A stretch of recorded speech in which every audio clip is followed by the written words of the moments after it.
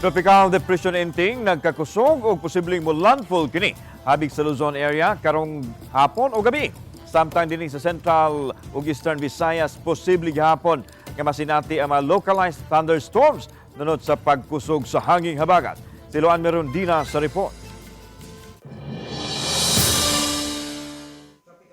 Hingpit na nga nahimong usa ka tropical storm ang kaniadtong tropical depression nga si Enteng, samtang padayon kining naglihok west-northwest. Matod sa PAGASA, mas magkakusog pa kini sa di pa makagawa sa Philippine Area of Responsibility karong Miyerkules sa gabii o baka Huwebes sa buntag. So posible pa kini mo intensify into severe tropical storm category up to typhoon category.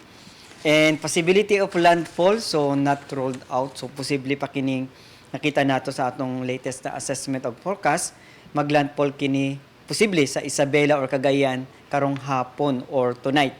Kay atuan na habig sa Southern Luzon, ang tropical storm Enteng wala na giluwatang tropical wind cyclone signal sa bisan asang dapit sa Kabisayan. Apan matod sa PAGASA, padayon lang gihapon nga mag-monitor sa dagan sa panahon kay samtang wa pa kagawa sa Philippine Area of Responsibility ang bagyong Enteng. Birahon niini ang hanging habagat nga mohatod sa mga localized thunderstorms.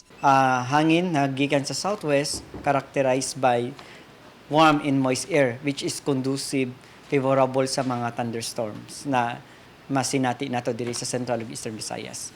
Samtang base sa automatic weather station sa PAGASA, natala ang 148.5 mm sa Bugos City nga pag-uwan niadtong Sabado sa alas 8 sa buntag, Agosto 31, hangtod sa alas 8 sa buntag niadtong Domingo, Setyembre 1, kon 742,500 ka mga baril sa tubig uwan matag square kilometer hinungdan sa nasinating pagbaha sa dapit.